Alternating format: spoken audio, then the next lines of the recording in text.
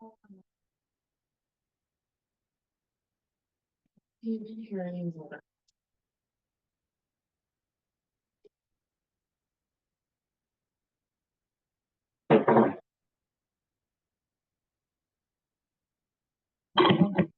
You told me about you. He's out of the. I don't see him in there. I squeezed him. In the hole in the bag. He's wrapped up in a paper towel. No, he got out of the paper towel and put it in here.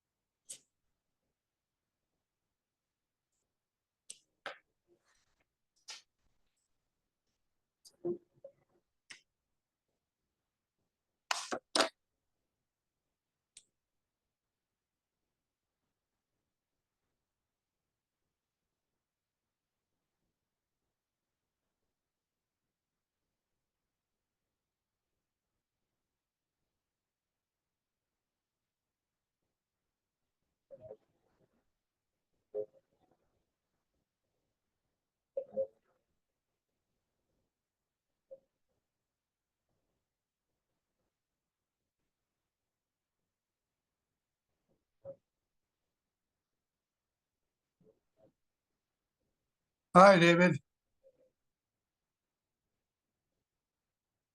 Okay, let's see here. How you doing? I better than good, better than most, and sometimes better than that. Blessed and highly favored, and deeply loved. How are you doing, John? I'm switching to my computer now. Yeah, no, I seem to be doing fine. Hang on a second. Let me make sure I got the whole screen. Okay. Yeah, okay, we got good reception. Thank you for your patience and flexibility to change things around. I'm trying to get adjusted to these things, and I don't know, Mark and I have been doing a lot of things that I have not been doing up until now. And so it's required all kinds of travel and all kinds of stuff. So I thank you for your patience and understanding.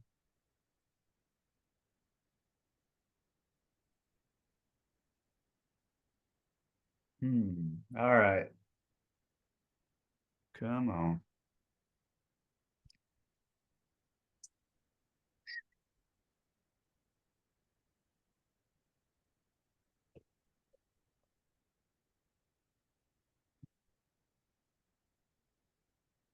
All right, can you hear me? Oh yeah, I hear you fine. I have these earbuds in, and so I hear Okay. you on that. But I hear you just fine, and I can see you. You have a black screen behind you. Yes. Okay, good. All right, yeah, my internet was acting a little funny. I may switch to my, yeah. Yeah, it's sort of jumping around. It pauses. Oh. The video pauses.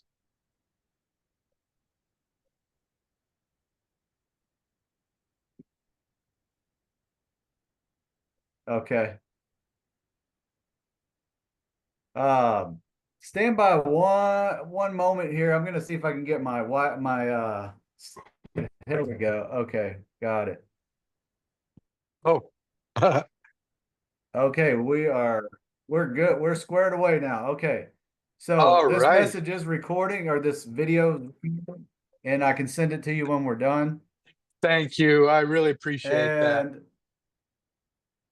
yeah, and I got your eye photos, and I just started the reports. Give me about 2 weeks to complete everything. All right. And I will send you everything, via email, and then we can discuss it over the Zoom, and yeah, we'll go from there. But yeah, since our last meeting, what's been new and different for you? Well, like I said, with Mark, with all these different things that I've been dealing with, I have I'm working. Mark found a really wonderful orthodontist. I don't know if he's told you about her.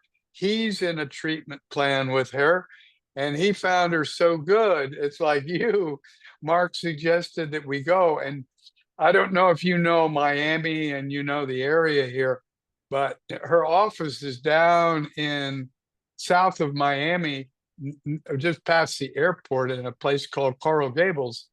And it's very congested. It's like driving into Miami. It's like going into New York City.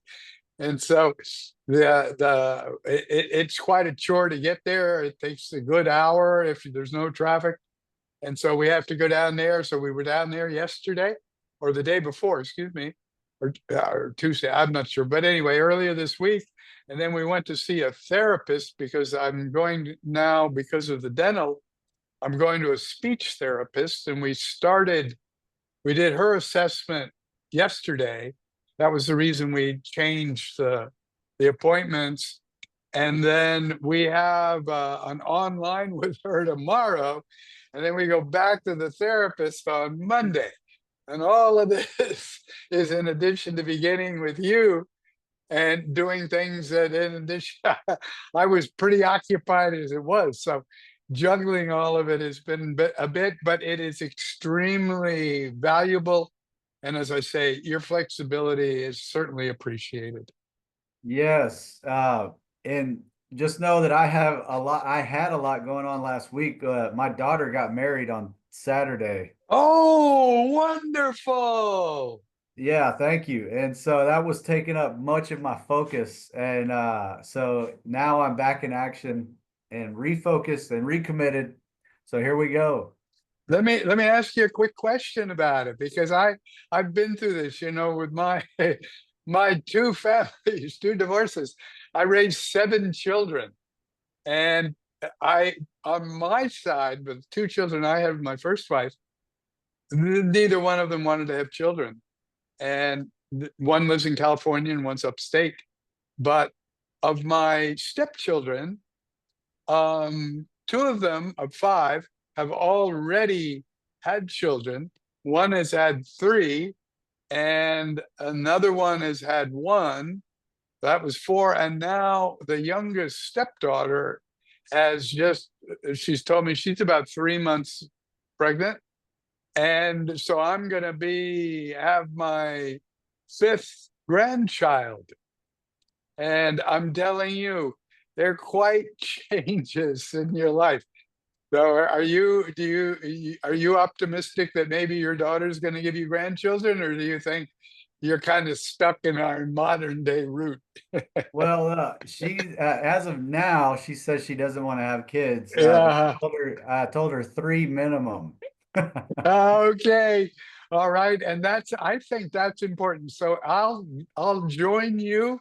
And as you say, as we speak positively and we project and give our intention that we want you to become a grandfather, Yes. okay, and that okay, we'll all do it. And so maybe we'll get blessed.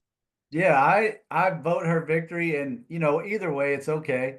I just tell her that it's one of the great joys in life, and just keep gently nudging her. Yeah, Yeah. you're right. My kids, from my first marriage, my daughter's about 42, 43, and she's been very happily married to an Australian boy for the last 25 years.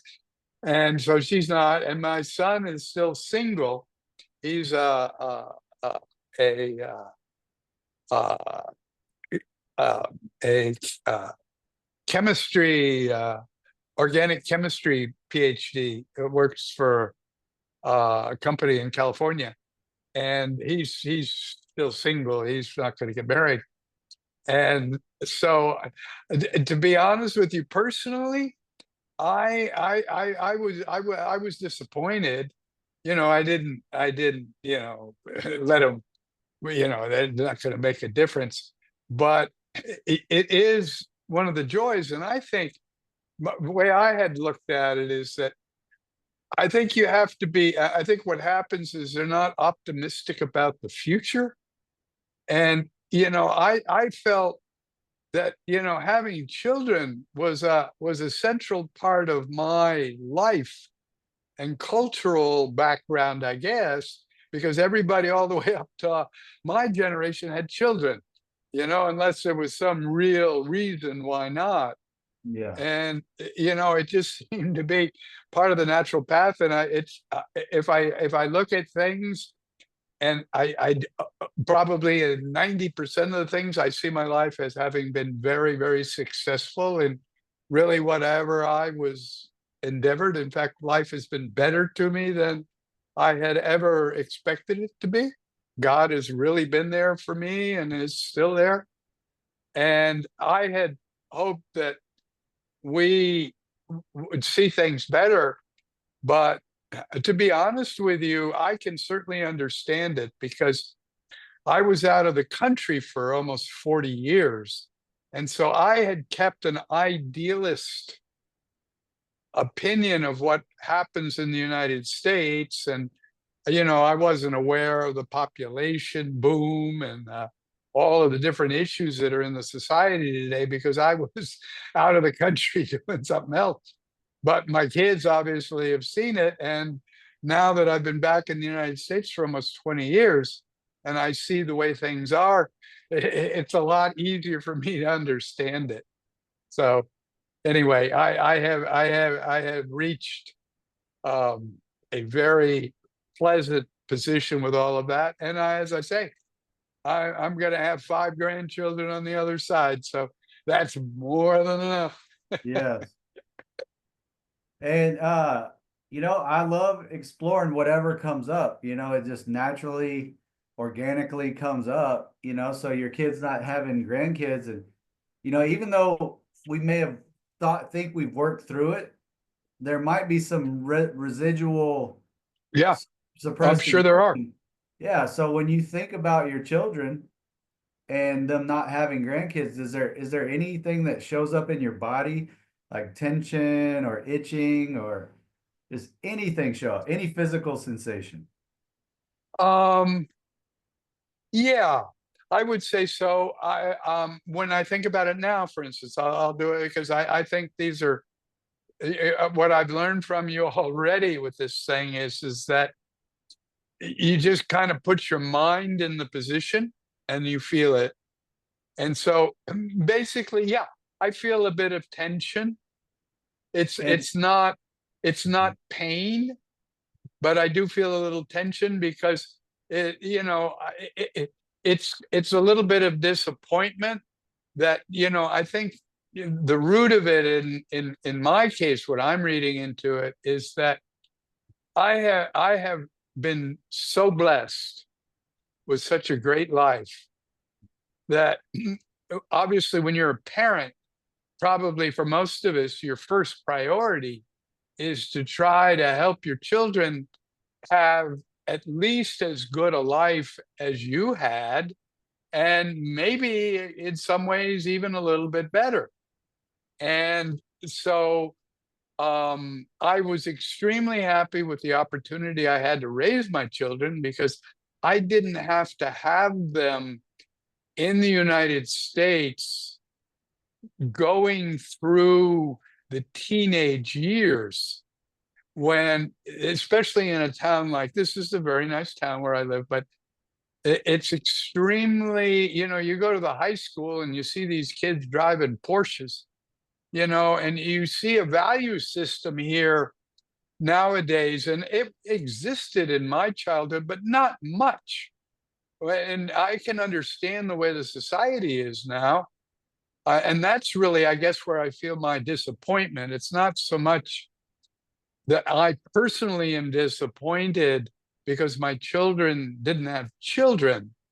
I think it's because I have seen a change in the world and in the quality of life in the United States that is dramatically different from the way it was when I was growing up in the 50s and the early 60s. And we still had traditional food. We didn't have genetically modified crops. We didn't have any of our medicine was still a little bit more hands-on. Doctors would touch you when you went to talk to them. They don't do that, and they haven't done that in 20 years. Everything's done by some kind of electronic scan. And, you look at the medical profession today, and probably your least healthy people in the world are in the medical profession, whether they're gravitating to it. But I think it's the system. If you look at what a doctor has to go through to become a doctor, before, it was a guaranteed ticket to upper middle class life and, good humanism and all of that. Now they're just pill pushers and employees, and they don't make as much money as a good plumber. And, Yeah. to become a doctor, what? You got to spend $500,000 and spend 12 years in school. And then when you get out, they beat the crap out of you because you got to work 24-hour shifts and you get sick. And, there's no way you can avoid not being physically and emotionally impacted by having to go. It's like going through Marine boot camp. I mean, you do that because you got to survive combat. Okay. But, a doctor, if you look at them, the poor people, that's a big sacrifice. So it's very difficult to be a happy doctor. That's why I think almost all the doctors that I deal with today are really all outside the system. That this particular orthodontist she's a lovely person. She's an angel. She's really retired, but stayed in practice to be able to help people. She doesn't take dental insurance, and she's still hands on.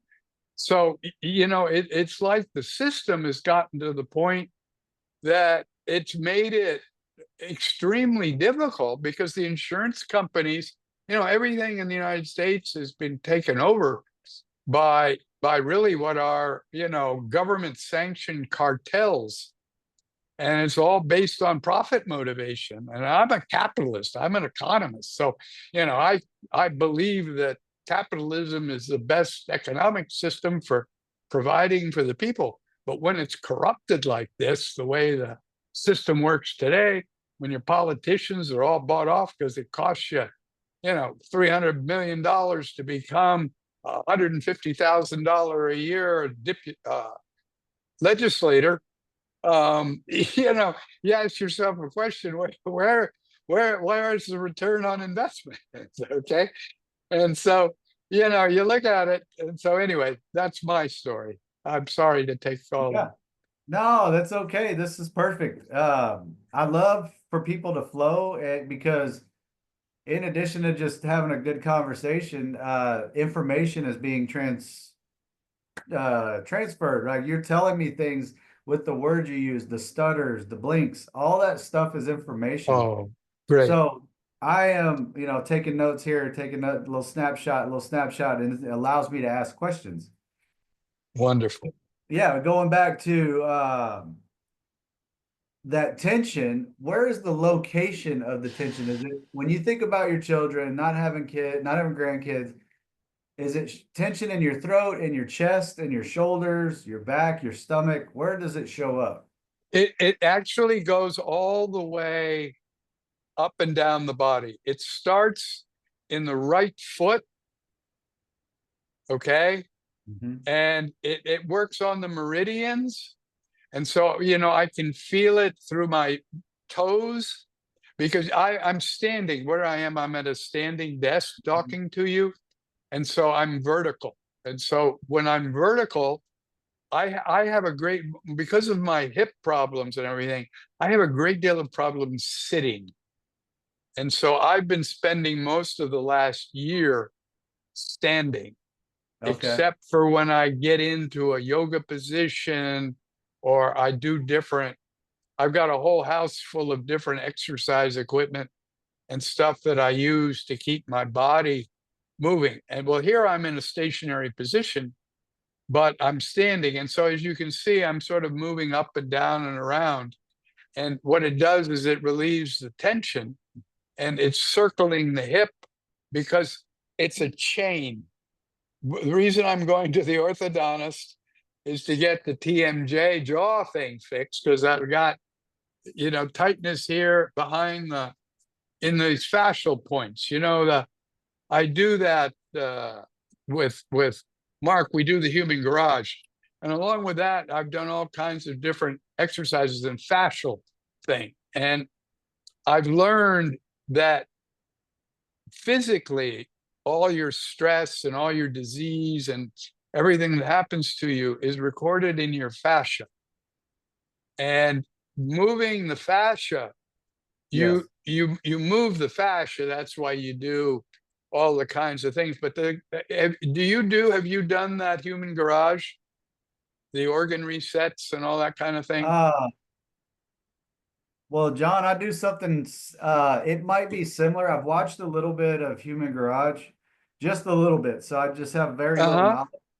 But what I do is a form of sustained pressure on acupressure points. Okay. I get a group of us together, and I've actually told Mark he has a desire to come to visit in Texas. We're doing another one in September. Oh, okay. And he's doing an online thing with you now, isn't he? Yes. Okay, because we looked at doing that together, and as the next step, because I haven't been able to travel.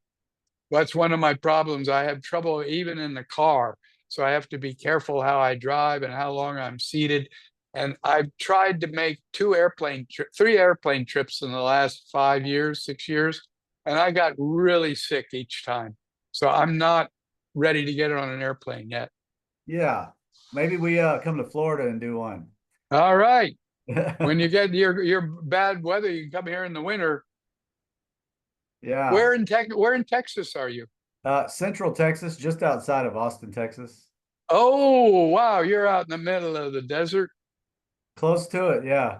Yeah, I went through my tech school training in the Air Force up at um up on the border with Oklahoma, Wichita Falls. Yes. Okay, that was Shepherd Air Force Base, I think was the name of it.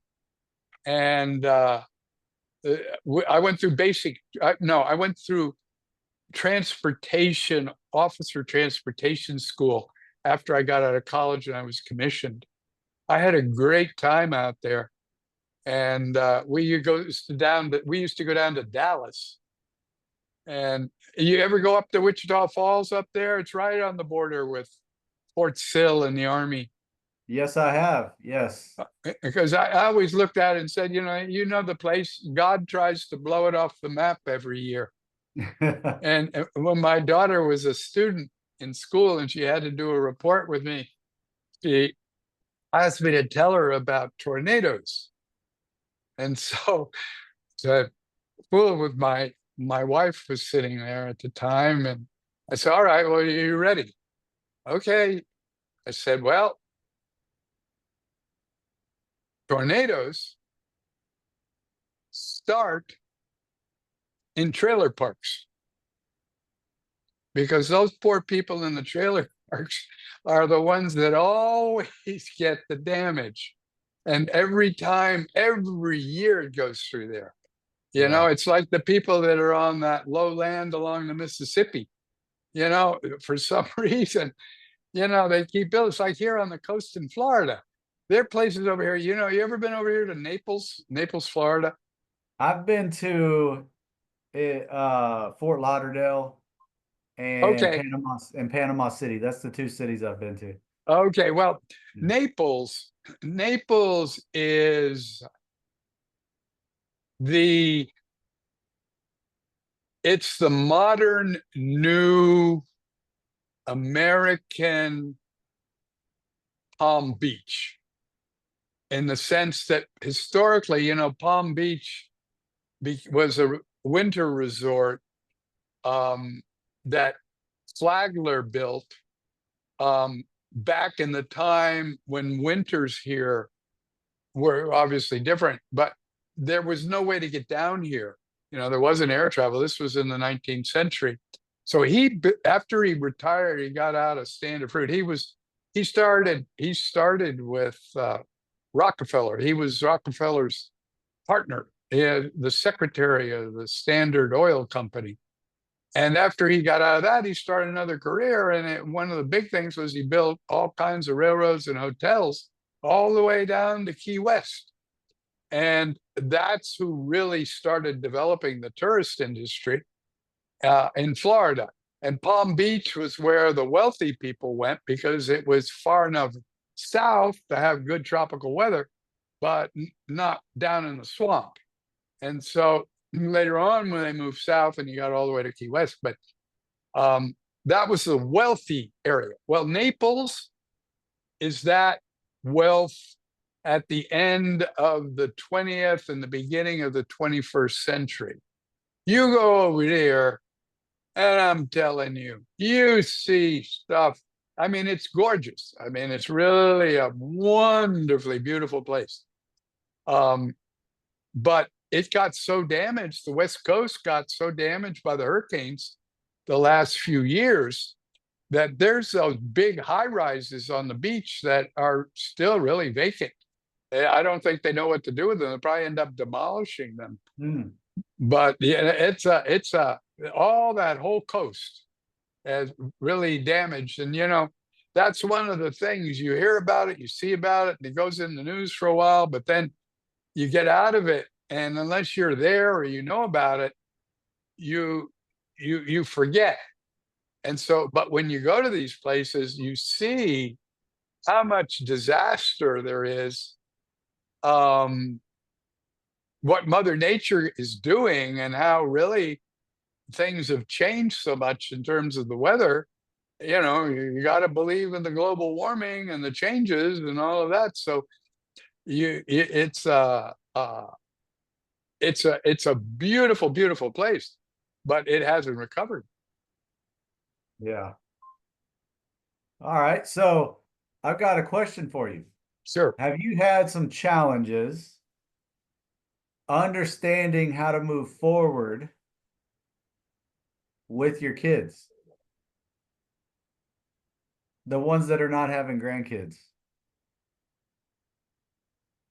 Yeah. Yes, definitely. All Definitely. right. And how do you feel about having challenges understanding how to move forward?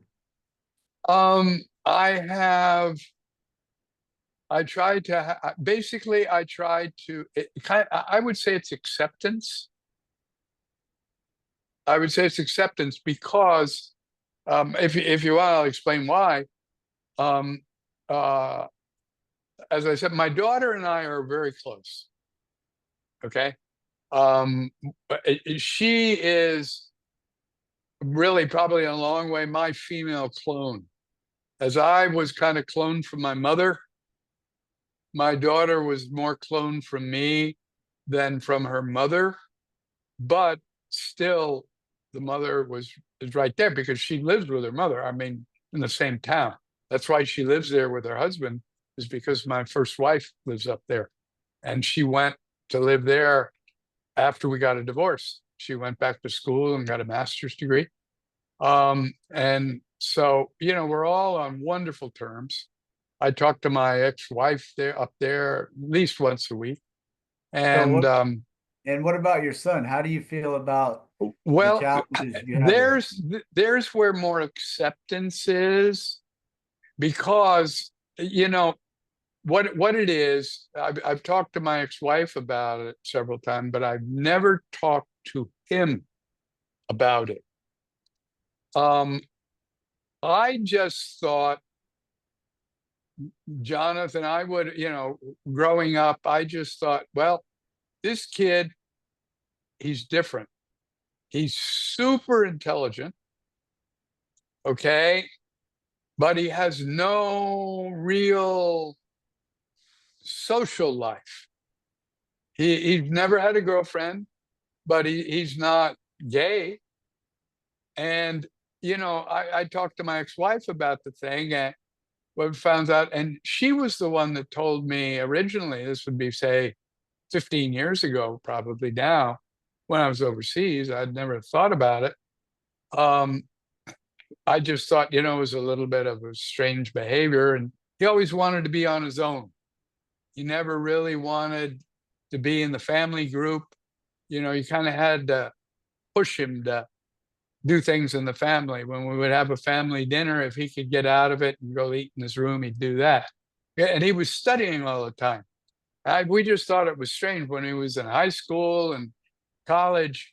When we go on vacation, I take him on vacation, do the normal life. He would take a chemistry textbook to the beach to read. Okay, in the summertime. I go, wow, boy, this guy, and as a result, he's an organic chemist today, and he's a PhD, and he is the head of the patent department for a major pharmaceutical company in California, the one that has the patent on Botox. And so, the patent agent there, if you look at what a patent agent does, I asked him, how did he end up doing that kind of thing? Because after he graduated with his doctorate, he went and got certified and took 6 months or something and became a patent agent. And so when he explained to me what it was, and basically I would say, the reason that the pharmaceutical industry is so big here and why they have historically done so much research is because the patent laws in the United States are the strictest and easiest to manage. And so the big pharmaceutical companies like being in the United States. So they go places like Silicon Valley, they go places like the Research Triangle in North Carolina, and they set up laboratories and all of this kind of thing. And it's very, very deep science. But as a result, that's basically a legal structure. And so he is in the legal department. And so, because I asked why, and he said, well, what happens is it's much easier to teach the law to a chemist than it is to teach chemistry to a lawyer.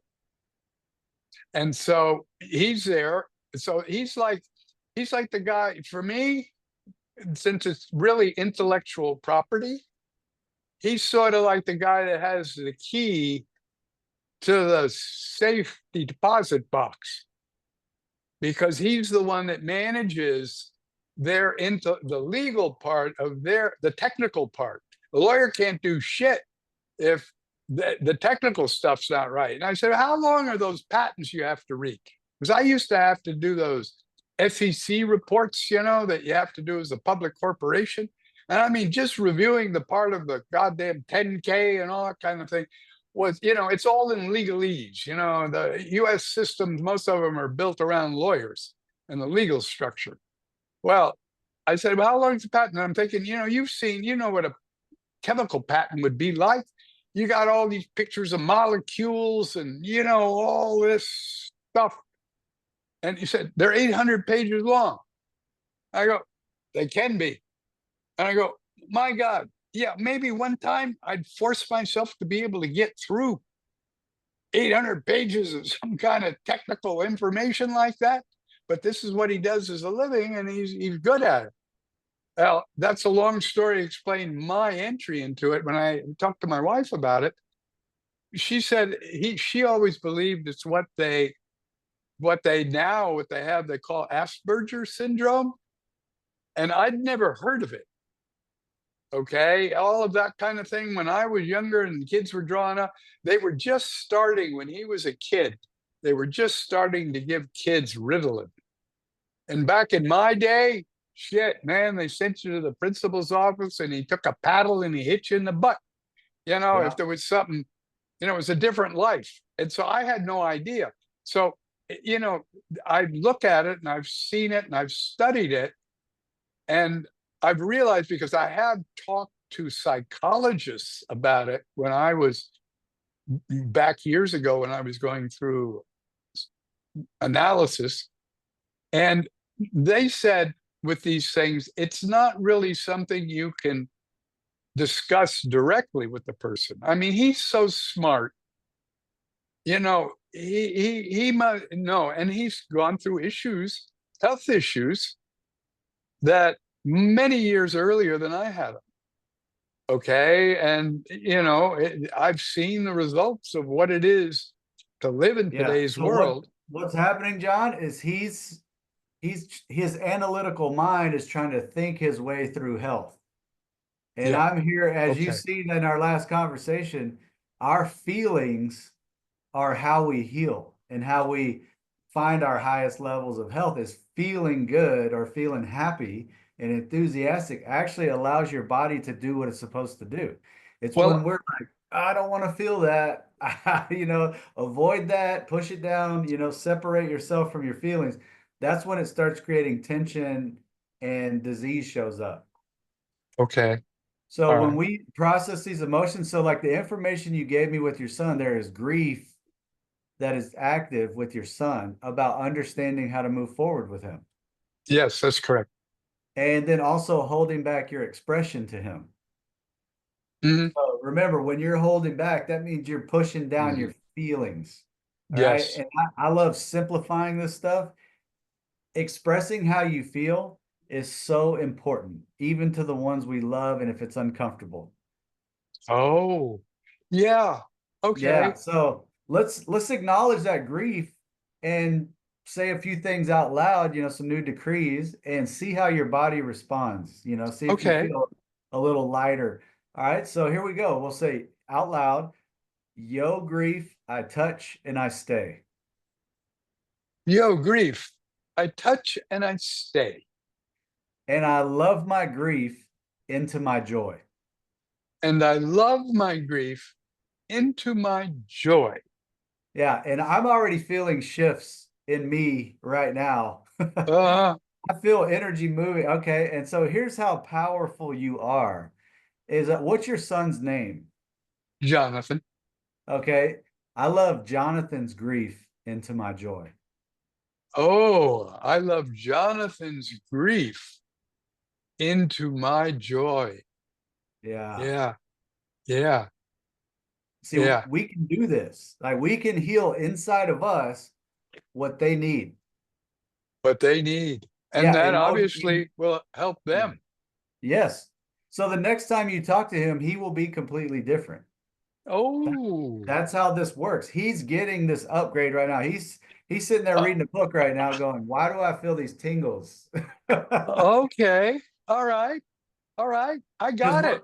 yeah. Yeah. And so, Wow. and now we bring in the forgiveness, right? Forgiveness is Okay. next. So I give myself permission to forgive Jonathan. Oh, I give myself permission to forgive Jonathan. Wait, I got a problem with that connection. Okay. What in the world do I have to forgive him? Okay. So I'm going to give you a perspective. So you and I are a lot alike. I grew up where if I didn't have gratitude, I was ungrateful, and my mom and dad would let me know. So like there are moments in time. It's not about whether Jonathan was a good kid or a bad kid. Uh-huh. It's a moment in time where you go, oh man, that bothered me a little bit. And then you just move on with your life, right? Uh-huh. But since we didn't say it out loud how we feel, that becomes a suppressed emotion. That suppressed Oh, emotion starts doing funny things in our body and creating tension. That tension turns into inflammation. That inflammation turns into something a doctor gives a name to, right? And so sometimes it's just a moment in time. And so it's not about a judgment of whether Jonathan was good or bad. uh-huh. It's just a feeling that you felt. And so, and then here's a new perspective on forgiveness. Forgiveness and love are the same word. So we can replace Oh, forgiveness with love with oh, forgiveness. all right. And so does All that make it a right. little bit easier? Yeah. Now that does. Okay. That I understand that feeling now. I had not seen that dimension Yeah, it's to just the love. word. Okay. Forgiveness is love, right?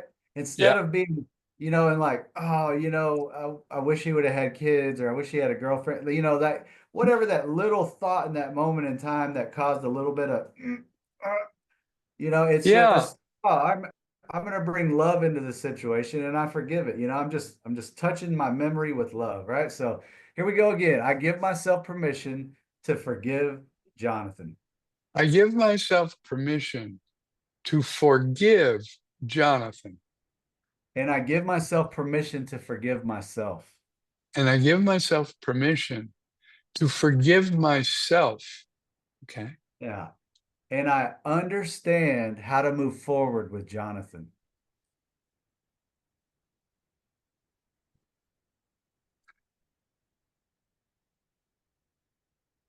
You got some emotions coming up? Yeah. Okay. Confusion. Okay. Let it come Con- up. Confusion. Okay. It's in my gut. Okay. Okay. It's down here in the lower abdomen. So That, below your belly button? yes. To the Okay. right, it's the ileocecal valve. Okay. So this is subconscious grief. Okay. Yeah. So above your belly button means you're aware of it. Okay. Below your belly button means you are unconscious to it. Okay. And right side, so really this could be about dad. Oh, And could be about my dad. yeah, and then it's re-showing up as a reoccurring pattern with Jonathan. Okay, well, you know what it is? You're right. I can nail it. I felt it before you brought it up because I Mhm. was trying to figure out what was going on. I can tell you what it is. I believe what it is it doesn't allow me. Yeah, and that's a little bit about the children, I would guess, on the other side, that it doesn't allow me to be or do what I would like or what I feel should be done because Jonathan he never asks for anything. He is a wonderful son in the sense that he will call me every birthday and certainly every major holiday. Okay, but other than that, he basically makes no other communication. And usually I have to, I call him. That's the way I move forward, is I just try to keep contact with him and to say, how are you? And I always hear from him, I'm doing fine. And what I hear in his voice and what I feel from him when I talk to him, he is as happy as, he seems to be. And his mother agrees with me, and he's much closer to her than he is to me. And he doesn't call her either. Yeah. Okay. And so, that's where the acceptance comes from. That, I have to accept it because, I'm not going to, I do mention to him, I said, make sure you call your mother, that kind of thing. But it's more like, the way he was when he was a student. And in that sense, so he hasn't gone through, I would think, my daughter, for instance, she's needed my help on occasion during her life, her adult life. And when she's needed help, she's called me and asked me.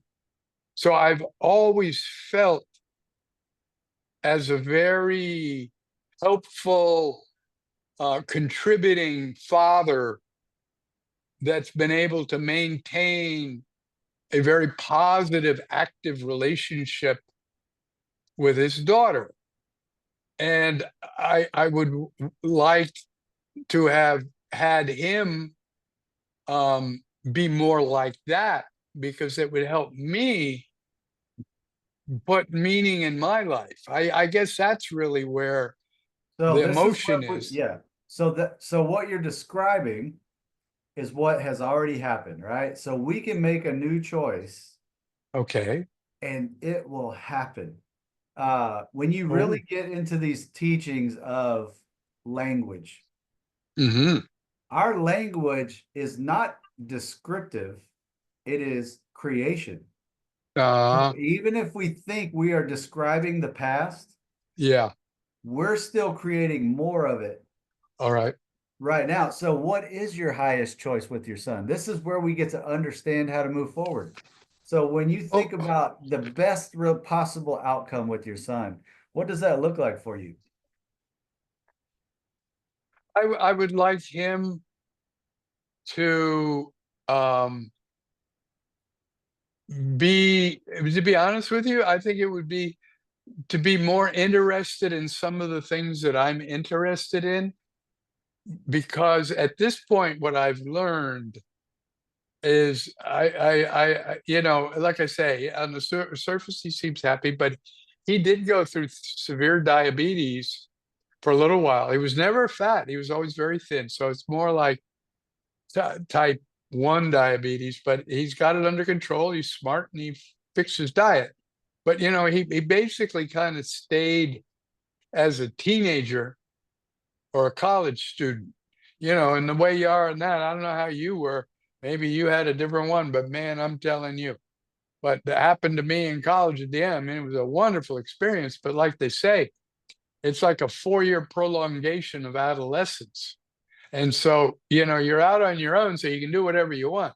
So all the stuff your parents and everybody kept you from doing when you were younger and in school, you're free. So, man, I joined a fraternity because I wanted a social life. So, man, I had 4 years of beer and pizza and 1 o'clock mornings and, I got physically out of shape, and then I had to go into the Air Force. And my college, I was not particularly good academically. I didn't have great grades. I was much more interested in the social life. And so, you don't eat right when you're a kid, it's like. And so, but he kept doing that after school because he never got forced to live a more personally responsible life. It's like, nowadays kids don't have to go into the military. And I'm telling you, nobody wants to go into the military. Nobody wants to have to shoot and kill or be killed or any of that stuff. But I'm telling you, the military experience really helps straighten you out. Okay. And, I can remember back in our day, way back, you'd have juvenile delinquents and kids who were having problems. And the judge would say, hey, look, I'm going to end up putting you in reform school, taking you away, or go join the Army or the Marines. You go do that for a couple of years and let's see what happens. And then when you come back, I'll take you back. I won't continue. It was an alternative to having the judge do something. You could go into the military. And I'm telling you, whether you look at the way modern population is today, I'm telling you, it would do people in the world a lot of good if everybody had to go through military training. You'd learn discipline. And if you don't have discipline in your life, it's hard for you to get by and do what you really need to do. So let's so our subconscious mind loves being specific. All right. So, for example, you can drive your car and go 5 miles and don't remember how you got there. Yep. Or you can tie your shoe and have a conversation with me. You don't have to think about it. It's a subconscious program that you've done repetitively over and over and over. And all of a sudden your subconscious gets you to the destination. Yeah. Right. So when we say, I want my son to be interested in things that I'm interested in. All right. Mhm. It's a good start, but it's very vague. There's no real destination and clarity for your subconscious to make it happen. So what are some things you choose for your son to be interested in? Oh, healing. Okay.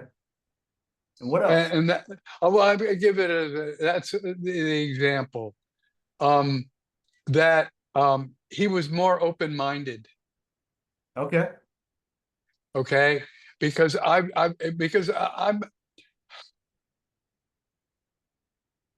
I have been a student or a teacher, mentor, whatever you want to call it, my entire life. I have always been challenged through curiosity.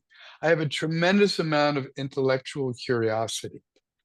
And I have always believed very strongly in, what they used to call a Renaissance man.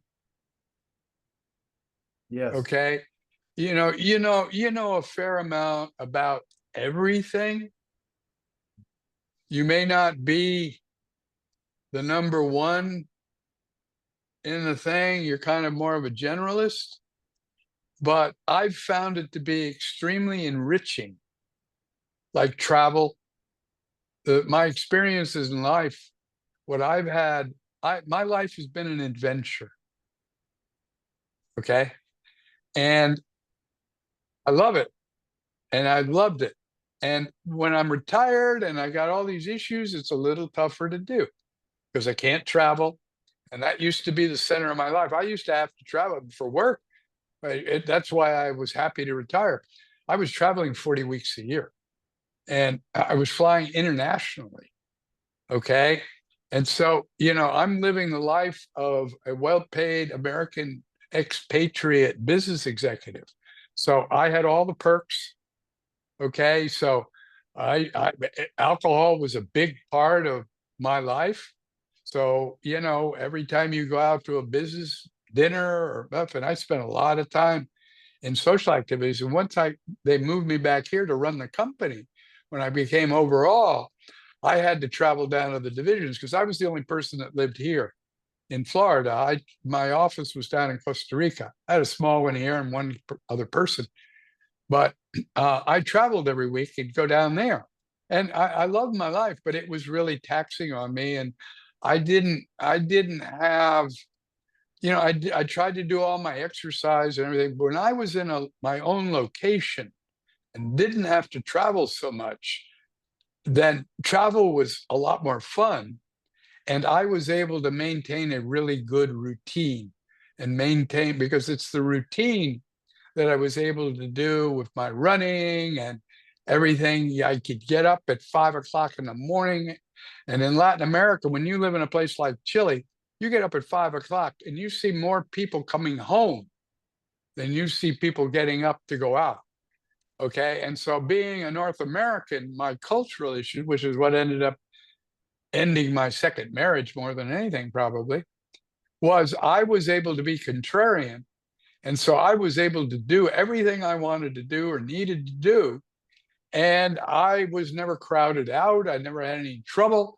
And so when everybody got to go to bed until 1 o'clock in the morning, like you do when you're in college, and I'm trying to get to bed by 9, I didn't have any trouble doing it when I was in a location.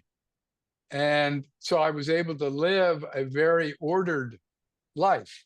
But once I got into the other side with all the travel and the fatigue and all that, it was easy to fall in to start, drinking back three single malt scotches, on the airplane on my way home, eating the nuts and the salmon and reclining and watching movies.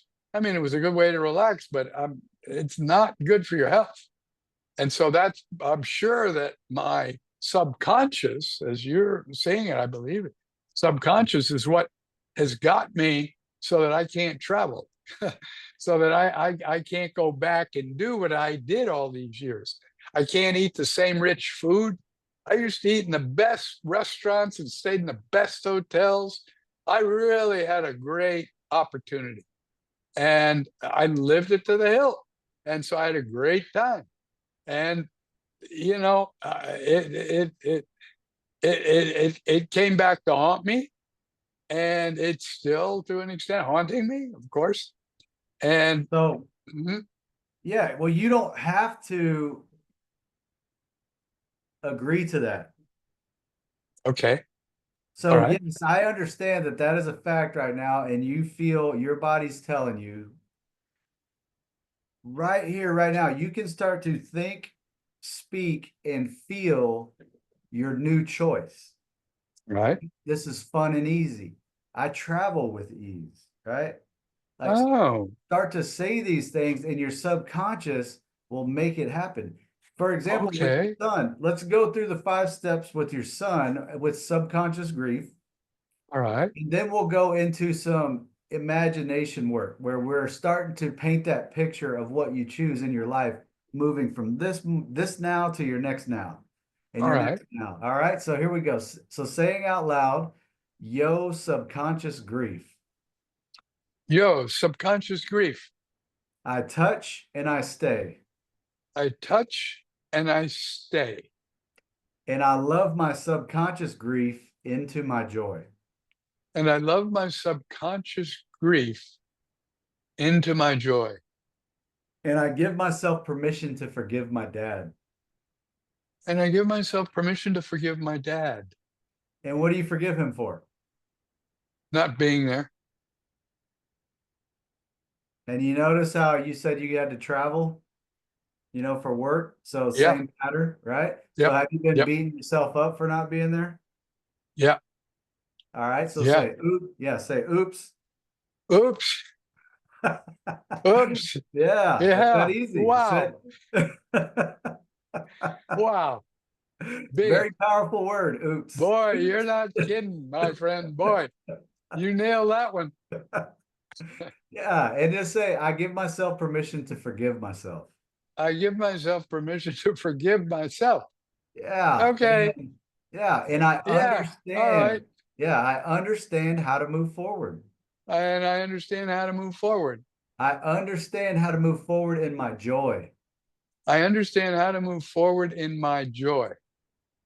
And when you think about a year down the road, Yeah. imagine all of your miracles are here and complete. Everything.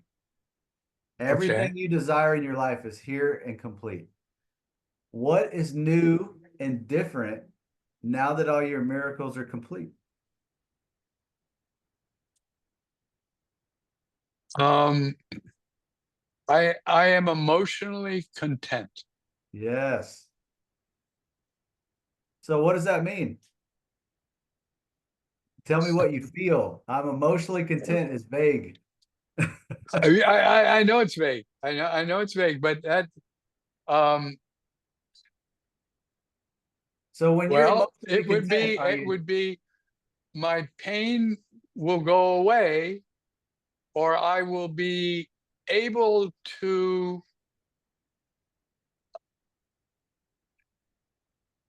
observe it. yes.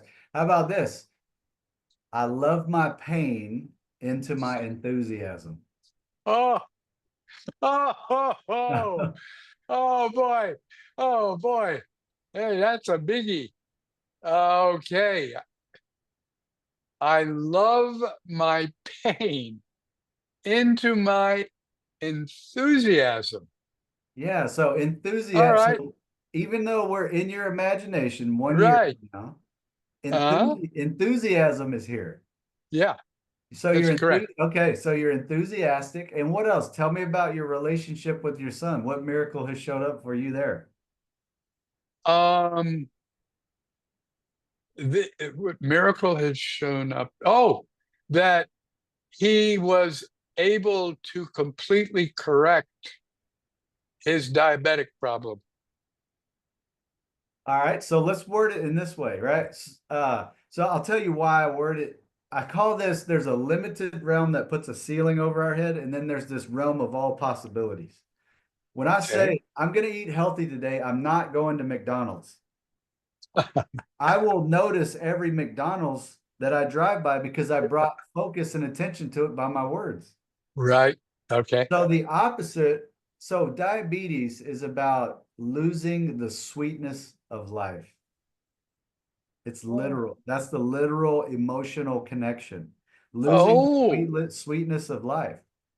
All right. So we can say it this way. How about in okay. the realm of all possibility, your son, his sweetness for life has returned. Oh, my son, his sweetness for life has returned. Okay. Yeah. And then, and what about you and your partnership? Do you have a feminine partner with all Well, your yeah, mirror? yeah. I have two. Okay. Okay. Okay. And they are both extremely important to me. And they're both very, very different. Okay. And one is what we talked about on the first session. Yeah. My ex-wife, that she is now on a real healing journey. And there's another case where I ran into severe psychological issues to deal with. Okay. And the what happened was, first of all, my first wife um was there's no question in my mind that she was an abused child. And knowing her father and the way her brothers and sisters talk about him and everybody talks about him, he's just a mean guy. But they're all tied to him because it's a Latin family. And so no matter what there is, you live with it. So you live with this really dysfunctional situation. And that was what, at the end, the cultural difference between Alexandra and me was just too much. But now since over the last 5 years, once got divorced and everything, we still lived together for a year and a half before we sold the house because we didn't have someplace to go. And we've never had a fight. I mean, we get along better than we ever did. Okay. Other than, back in the beginning when you're first falling in love and all that kind of stuff. But there's real love between Alexandra and myself. And she feels it and I feel it. And I can tell she feels it. And I just have to be able to cope with it because I have to be able to set my boundaries. I've always had problems with boundaries because one of my personality traits is I'm a people pleaser. And so Alright.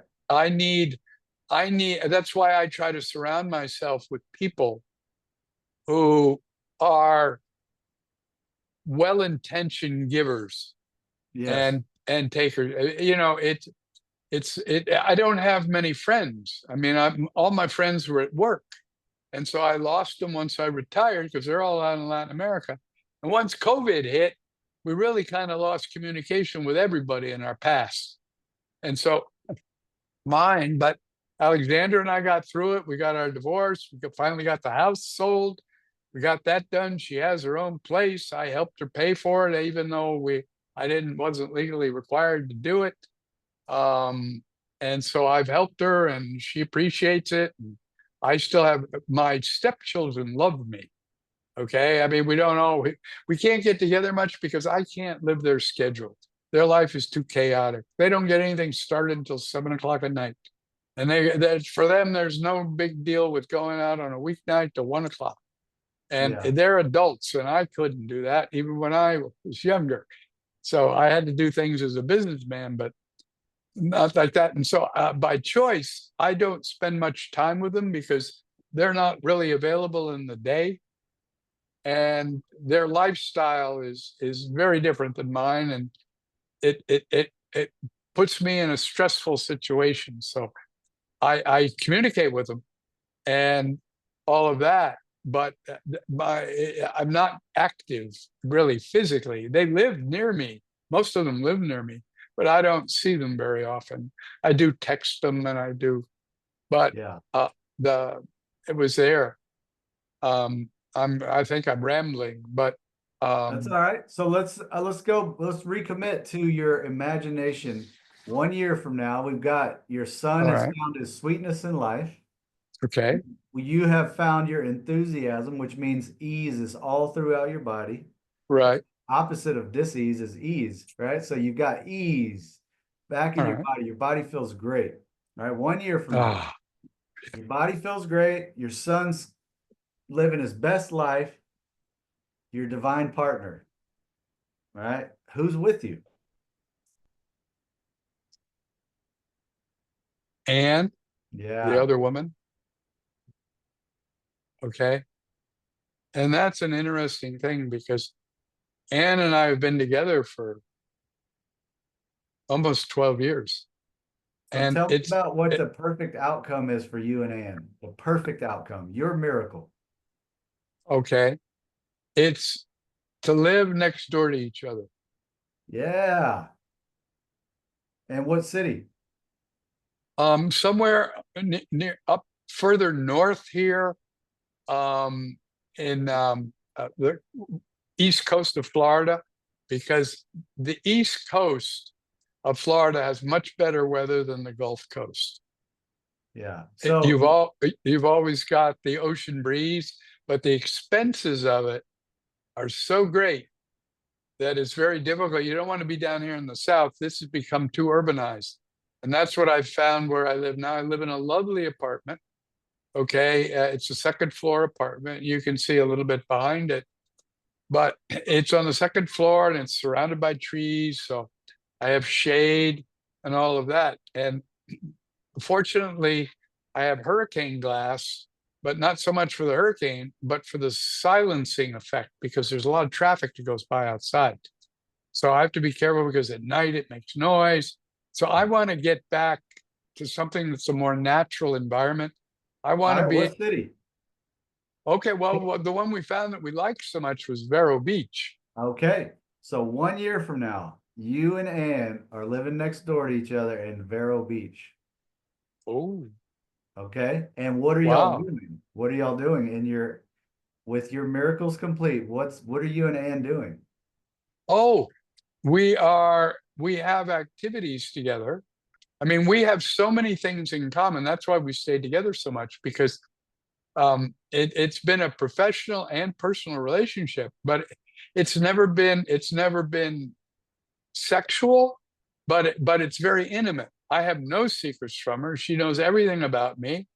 She works on me all the time. She is a shamanic energy healer, Yes. among other things. I mean, she was extremely successful real estate. Okay, Uh, so this is, and I'm not here to get into your business. I'm just yeah, asking you if you okay. desire sexually intimate, then put that in your Oh, awareness. Yeah, because you get to author your story. You become the author oh, of this, right? So okay. it's your vision. Oh, all So right. when you picture this, your subconscious puts it in gear and gets you there Okay. every time, right? It's like as soon as you Oh, focus on something, man, your subconscious, it's just like when you're driving and you get to your destination and you don't remember how you got there. okay. It's the same thing. We're tapping into that same ability to get us to a destination. So when you think, okay, and you have this crystal clear picture of you and Ann Oh, living next to each other and you have a beautiful relationship, it's better than ever. Your son is thriving and happy and he's found his passion. And your body is in great shape. oh You got more man. mobility. You get to do what you please. Everything you desire, you get to do it. How do you feel when you think of this? Oh, I feel much, much better. Yeah, so get descriptive in this, right? So when we say I feel better, your subconscious mind puts it in neutral. When I say I feel enthusiastic, I feel happy. Like these are your miracles, John. How do you feel? Not would, how do you feel now that your miracles are complete?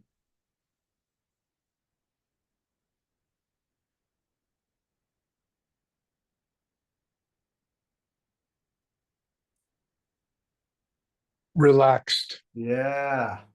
And now, relaxed, relaxed. now- That's it. yeah, yeah, now put I am relaxed I am relaxed.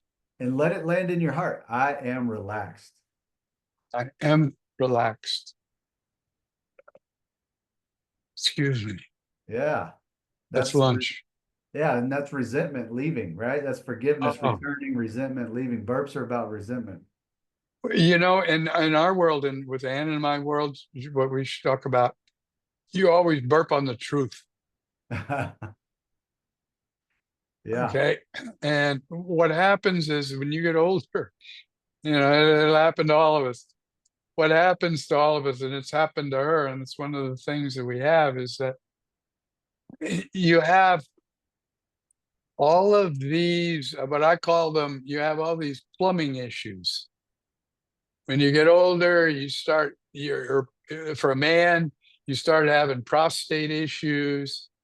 And like I said, for me, sitting so much in the different types of chairs and recliners, I ended up with severe groin issues.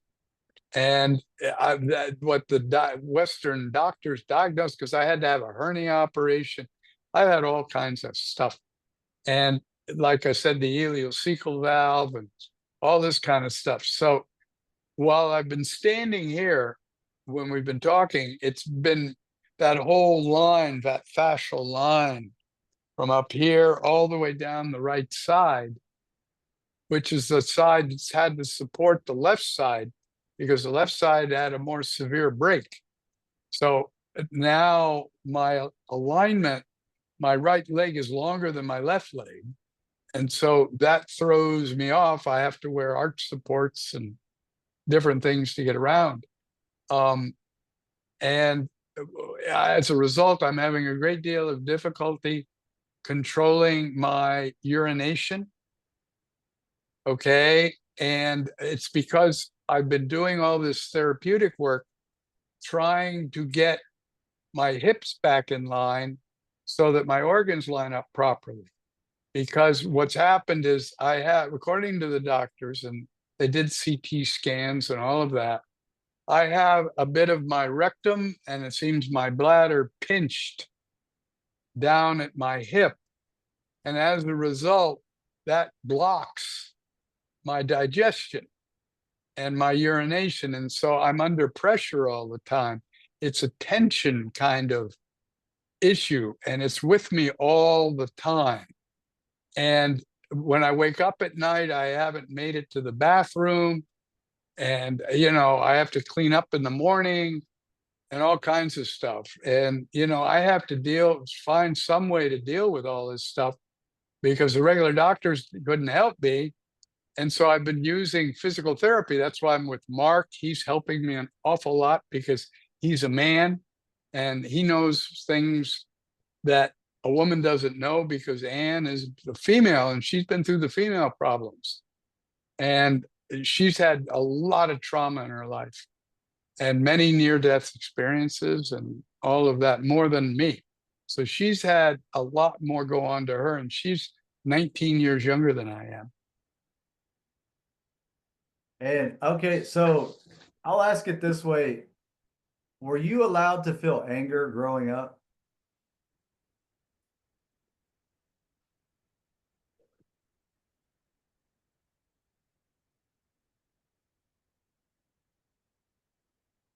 Yeah, I mean, I did feel it.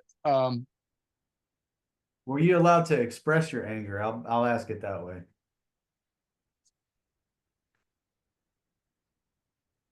Yeah, if I expressed it in a responsible way. If I didn't attack. Because the urination and bowel movements, this is all about anger and letting go. Oh, well, all right.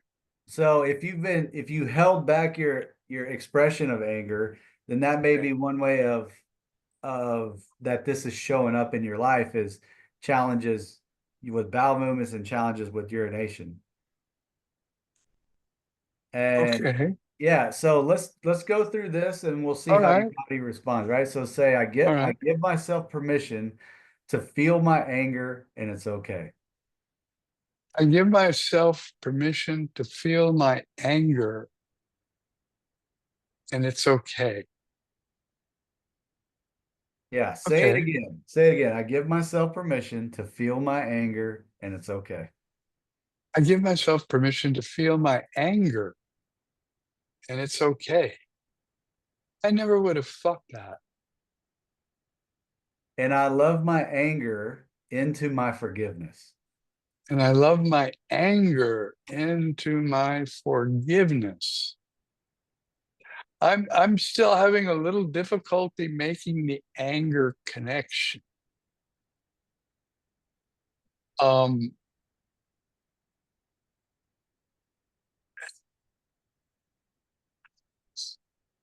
Because I think if I could say the closest thing that I can feel personally, yeah, see if I can pull the connection. What it is, it's more frustration Yes. that Okay. it makes me, like they call, that's the anger. Yeah, okay, I'm starting to make the connection because I've seen it in Yeah. other people. Yeah, I so had a friend. John, frustration is a sugar-coated way to say you're pissed off. Okay, all right, all right, We all can right. sugarcoat it with like, oh, I'm frustrated. No, I'm Okay, fucking pissed off. I Pardon my French. You you're know? right. And I was always able to control that. Okay, and pretty much, not always, Yeah. but for the most part, I was always able to control my anger. Okay, I control my anger, and that's why I was a very successful manager of professionals. Okay, Yeah. Because I'm always looking to build a team.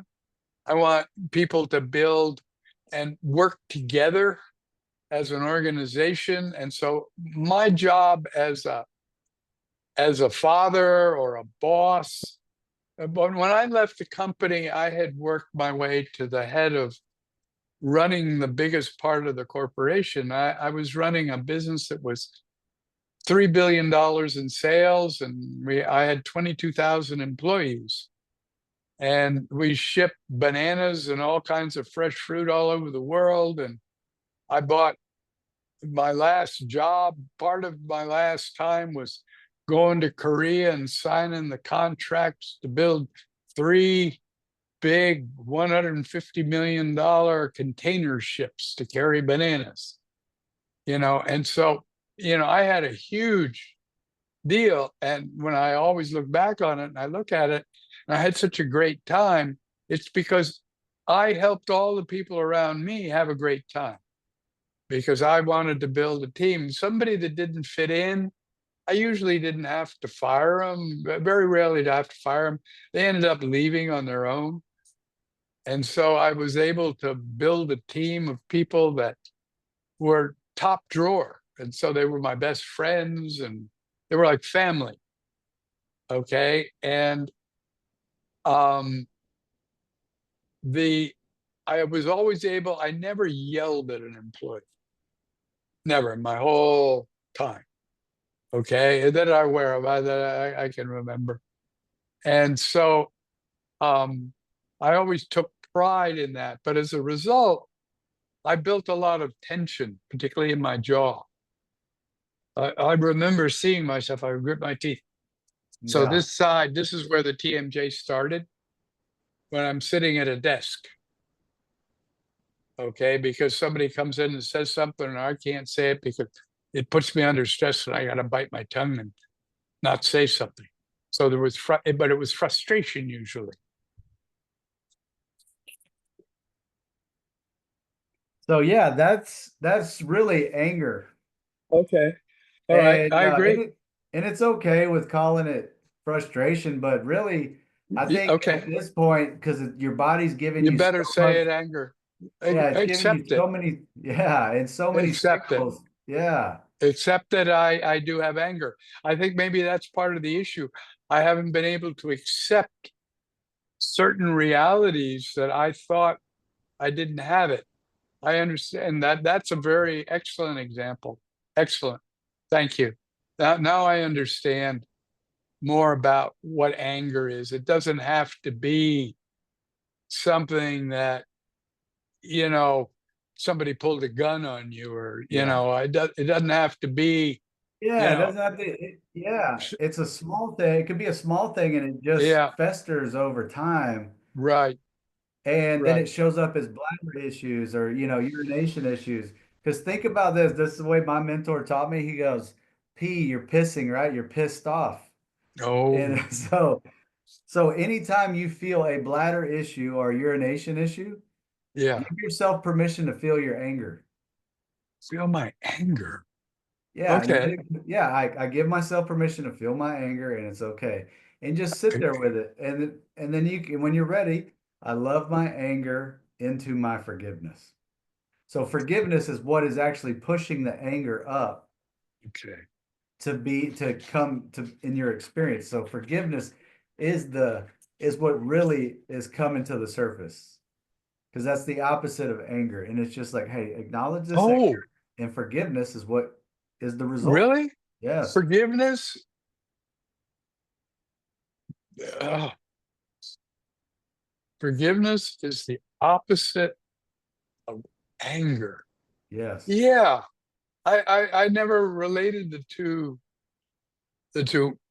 terms, or two words, or two thoughts, two feelings in Yeah. that directly. That's fascinating. So remember, That's fast. every single time your body is giving you a signal of like a urination problem or challenge, Yeah. Uh-huh.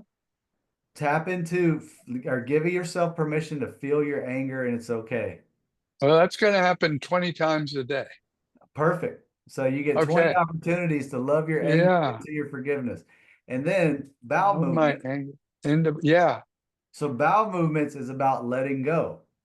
Letting So go. if you have held on to, we can call it frustration or held on to anger, it's going to back you up or make Yeah. challenges in letting go.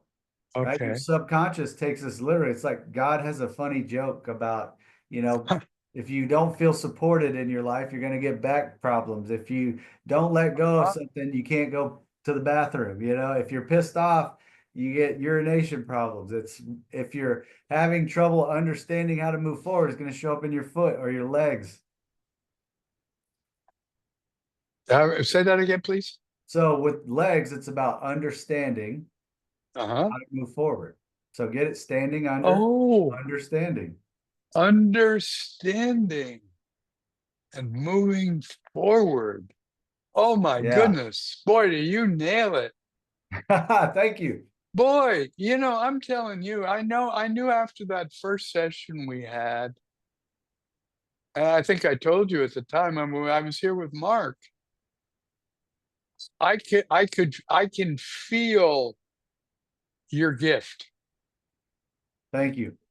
Because I've become so sensitive. And it's the same kind of thing that happens when Anne touches me, because Anne is hands-on, but her hands are injured, so she's not able to do traditional massage therapy. So she does other things. She's gotten where she can actually use her feet Oh, and wow. massage. I mean, what happens to our sessions when we're at her place, we're always on a yoga mat, and she will work over my body with her feet or her hands, usually with gloves on and support, because her hands hurt her. And so she's not able to do like Mark. Mark is a marvelous massage therapist, but he is a great big guy, weighs over 200 pounds. He's strong, he's muscular. So when he works on me, it's like, somebody just grabbing you like a marionette. Okay. He Yeah. can pick me up by my ears. And it's another story. But the feeling, what I'm trying to explain, is that when you're a healer, I guess that's the way to say it, you have certain shamanic properties. And one of those things, my feeling, where I feel it, it's more like you're a lightning rod.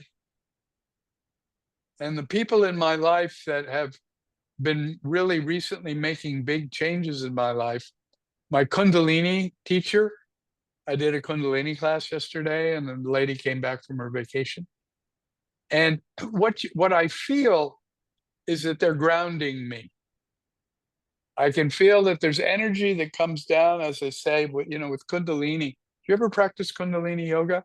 On accident, yes. Oh, okay. I Yeah. didn't know what it was, and I was in a Okay. class. Yeah. Well, I fell in love with it and did it and went through 2 years of teacher training and got certified. And I'm an official teacher, but I really just practice it, and I live with it, and then I stop it for a while and I go back. And I've been back, and there's this wonderful lady with a wonderful class here and where I live, near where I live. And I could feel it with her easily yesterday.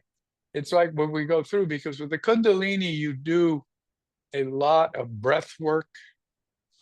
And the breath is really where everything is.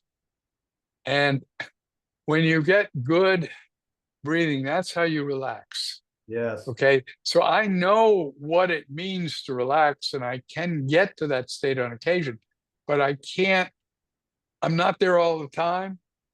And I had to be kind of in a special thing. But what I feel, and what I feel with you, is that it's like I'm touching you on the head, or you're touching me on the head. And this energy is Yeah. coming down.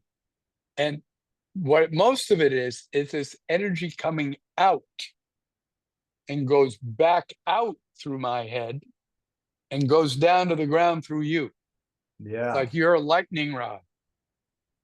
And that's the kind of feeling I get when I have an experience like I have now with you twice on this thing. And so Awesome. you have the same, like I say, these are different schools of practices, but you give me the same feeling, and you did it the first time, and we're doing it online, so there's not any physical presence or touching, and I'm here because of Mark, and it is a wonderful facet to have in my life. I really appreciate it. It's a good time for it. I mean, Yeah. as you know, I'm doing a whole lot of other stuff, and I have to do all this stuff. So it's been difficult to organize it, do all of that. So that's why I appreciate your patience. But I do feel it. I mean, I'm already feeling it. I listened to the book twice. Wow. Yeah. I'll listen to it again. I was having difficulty with our video that we had. I finally found it again, but I did not listen to the whole thing. And so now, between now and maybe in next week, I'll have time to listen. I guess if I'm going to go back and review, the best thing for me to do is to review this one first, or should I go back and review the first one first, do you think? Do you have, This one's good. Yeah, just start here. And all right. did you get 2 books in the mail? Yes, I did. Hang on. Let me get them, because I haven't opened them.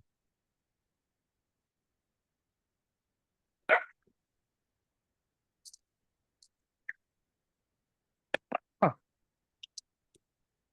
Oh, hang on. I haven't had anything to drink yet. I gotta get something to drink. Okay. Oh, yeah. Standing here all this time is not Yeah, easy. so-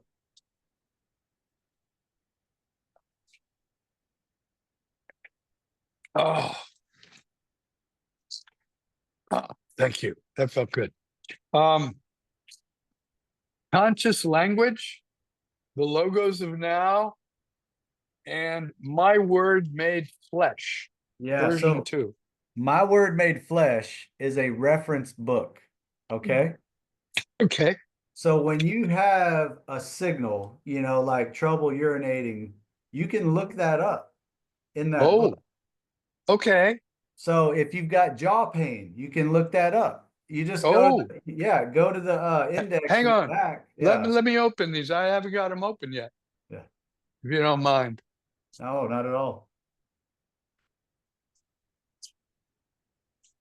We're going over. Is that all right for you? Yeah, dude, it's perfect. Yeah. Oh, I thought you had somebody else after me. I do, but it's in 23 minutes. So I've got a few Oh, minutes. Yeah. all right. Well, great. Hang on. Let me open this thing up, because I haven't done it. It's one of the things that I got. I tell you, opening packaging for me is not easy. The way things are packaged today, I get all this stuff from Amazon. Okay, I stopped going to stores for the most part. I don't like to shop. I don't like riding in the car, so I like being on the ground and walking Yes. and spending time here. All right, let me open the other one too at the same time, if you don't mind, Nope. to get it done. And So the logo of now is going to be about your language and how to make little shifts to bring oh, your words into your body, right? So it's like saying it feels cold outside versus I feel cold. oh, So that little oh, shift, right? You're saying it feels, well, what is oh boy. it? Yeah. It's like cousin it. You're giving your feelings to cousin it from the Addams family. And instead of bringing it home saying, I feel cold outside, instead of it feels cold outside, that is a separation of your feelings from yourself. Oh, okay. That makes a lot of sense. Boy, hang on a minute. I got to figure out how I'm going to do this, because I haven't been able to sit down or lie down and read in the last 2 years. So, to be able to read this, I'm gonna have to be able to use my chairs and stuff. And I'm working on that with Mark to get back to being able to sit down, Yeah. because I need to be able to sit to rest. Okay, and because I spent my whole time at a desk, we didn't have standing desks. Excuse me. There you go, telling the truth, but that's after San Pellegrino. Okay. Dedication, your guide to move from disease management into true health ease engagement in 7 exacting steps. Okay, So So I've I- simplified his 7 steps into 5, but it's all right, but if you're looking like just a quick reference, you can go yeah, to the index I and got it right here, table of contents. yeah. All right. What do I look at? Okay, let's look at the thing. What, urination? Where do I find that? All right, John, I'm gonna go get my book so I can tell you the page Oh, number. all right. I'll be right back. Okay, all right.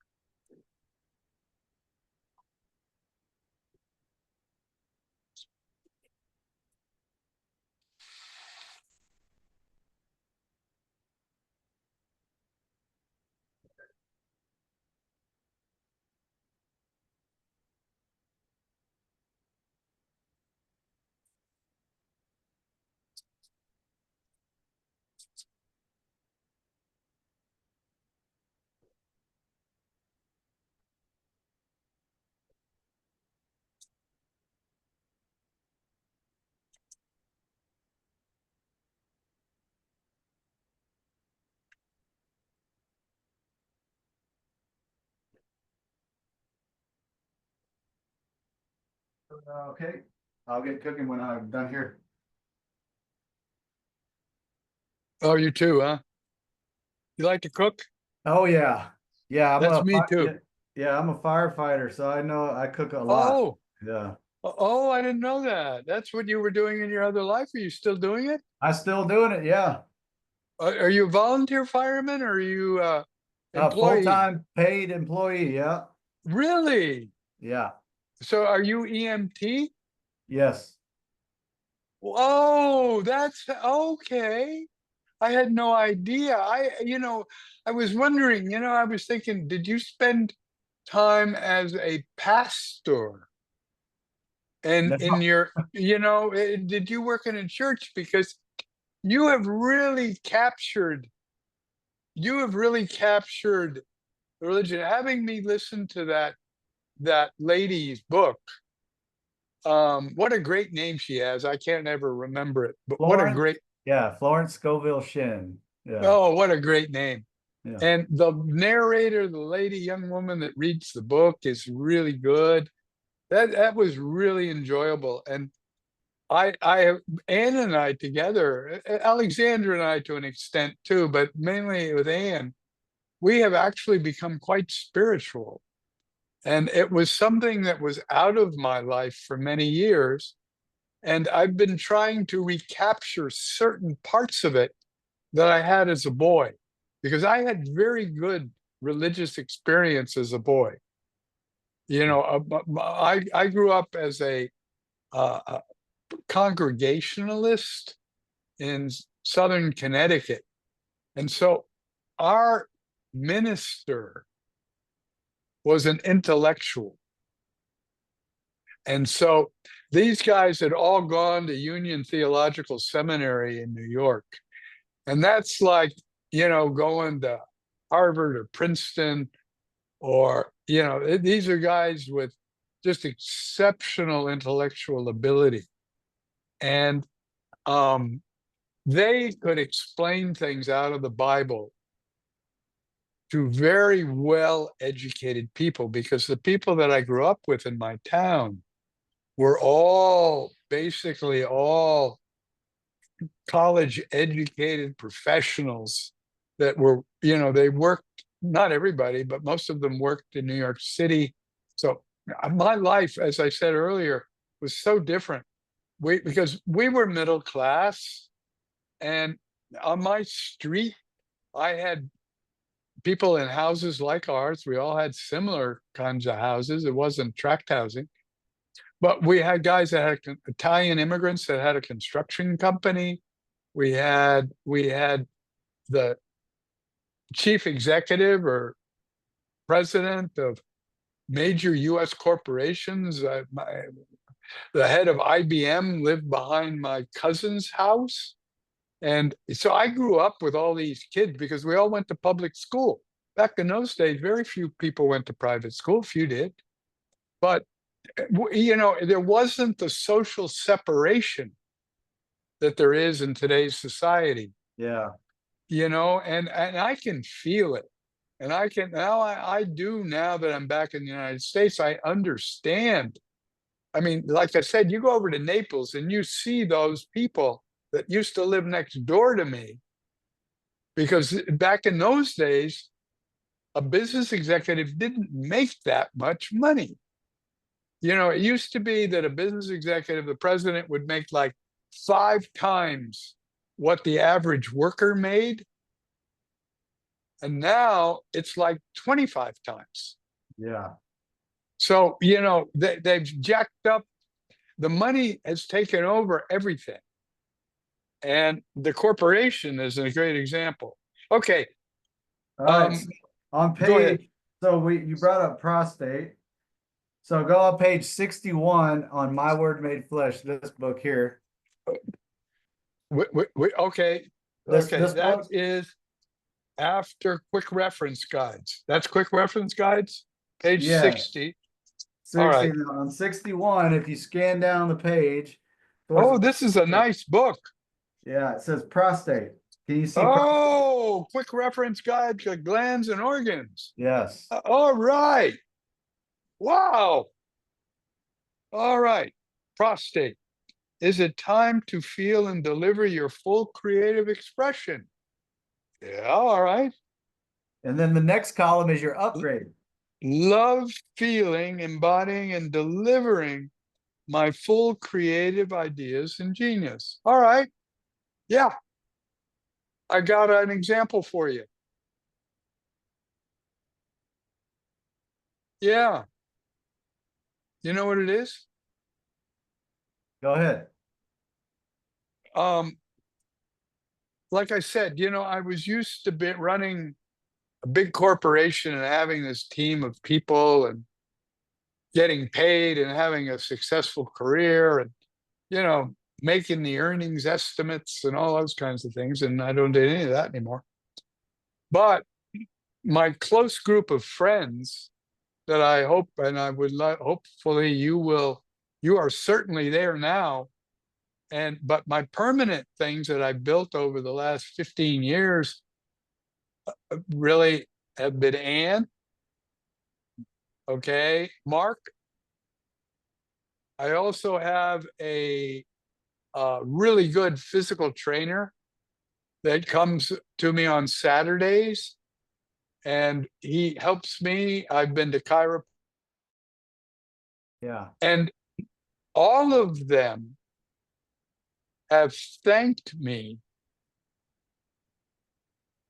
because they said, I am such a hard worker and such a challenge. I'm like no other client they've ever had. And they learn more from me than they learn from any other client or person they work with. Nice. So, you know, and these are professionals. Yeah. So you know, for me, that's quite makes my ego feel. It's 3 people. Okay. Yeah. Okay. It's not 22,000. Okay. And it's Yeah. not a big cocktail party to celebrate the outcome of the year, you know, but Mark feels that way. Holden, who is the trainer, he came in with a smile on his face the other day.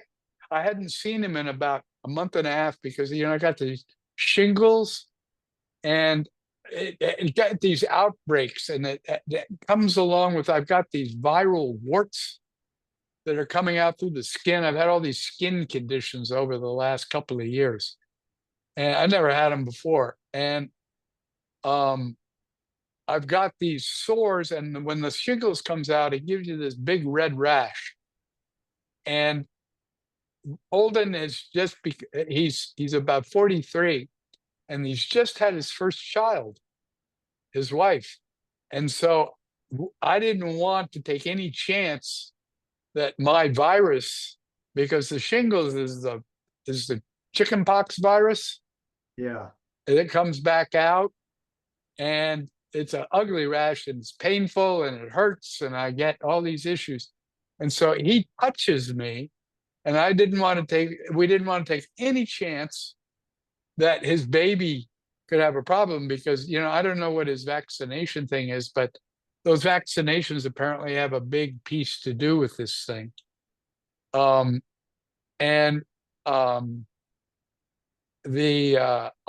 after that, I've been having a lot of swelling in my legs from the Yeah. knee down, from where I had them broken, and I've been standing so much, so I have to do different things.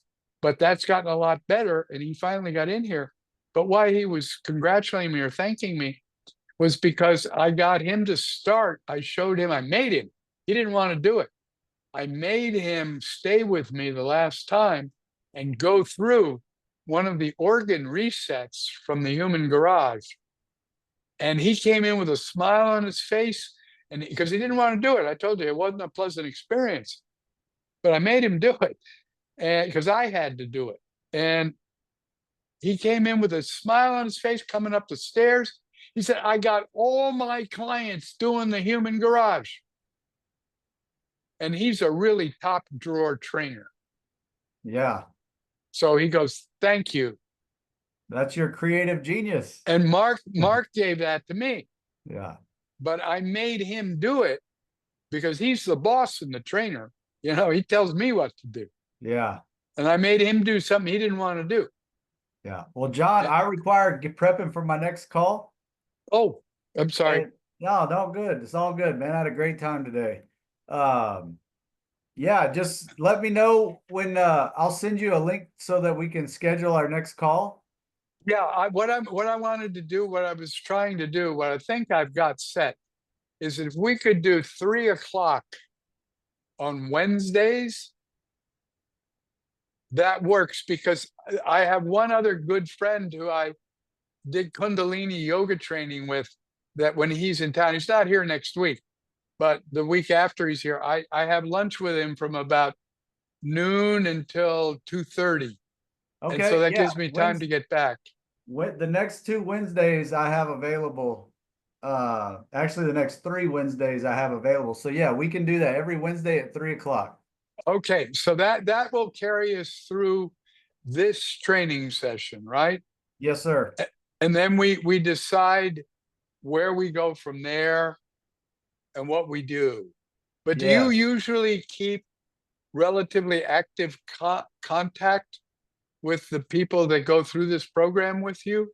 I have a mixture of all. I have one client I've been working with for 5 years. She All so right. she canceled a surgery after our session, one of Yeah, our sessions. yeah, So yeah. she's like hooked up. I had another woman, she eliminated her cancerous tumors after processing some emotions. Yeah, okay. And then she was done, like she got her Well, miracle. And so I have it's all around. It's really just I think so for most people it's like you feel really good quickly, like you felt these shifts, like, and it's like, oh wow, I feel, and for those of us who want to do this for other people, they keep working with me, and like they really learn this craft and this wisdom to read other people's body language. And okay. yeah.